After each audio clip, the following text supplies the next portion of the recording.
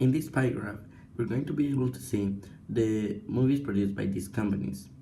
The one that got the most movies produced is DreamWorks. Also is followed by Disney, but an 11% of difference. Disney is the second one with the best percentage.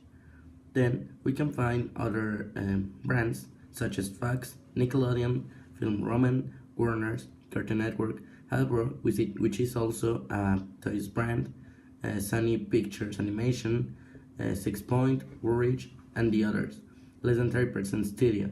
So, with this graph, we can see that DreamWorks is the one that got most movies and got the ones that people like the most.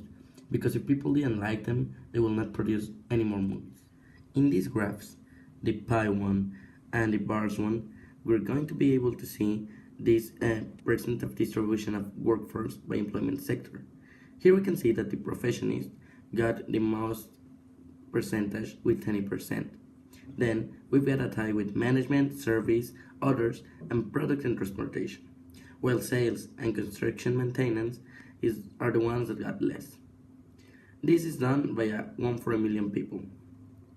Then we can see the workforce in the service sector, which is healthcare, proactive, food service, personal care, and others.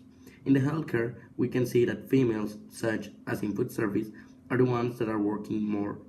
But we can see also that in others and in protective, males are the ones that are working instead of women, which are also working but not as much as men.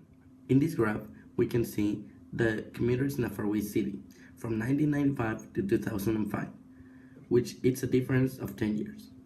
We can see that bike wasn't very used in 1995, while in 2005 it grew up by 2 million of commuters.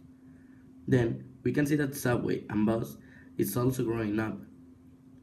What we can say is that all of them are growing up. Okay, most of them, not all, because car is not growing, is decreasing. Car was used by 10 millions of commuters in 1995, but it's used by 8 million commuters by 2005.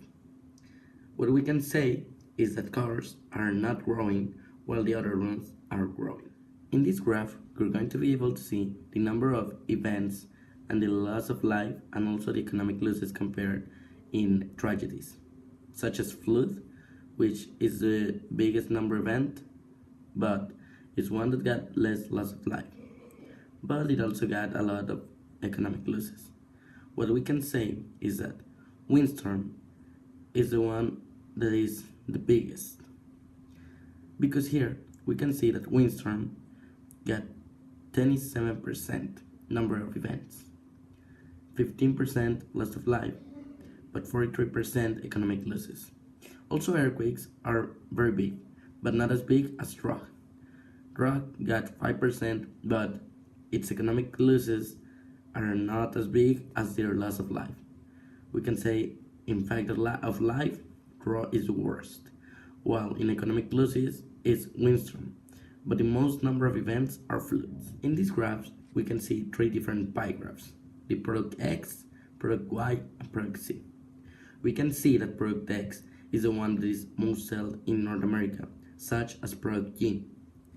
Then we can see product Z is the one that is more balanced, because in North America, Europe, and South America, also like in Asia, it's almost the same percentage. It got a huge level product X in North America, also in Europe, but not as big as in North America. South America and Australia, also Africa, are the ones that got less of product X. What we can see here is that Africa is the one that got less in almost every product, such as product X, product Y, and product Z. So we can say that the most convenient one is the products in North America. This region is the one that buys a lot.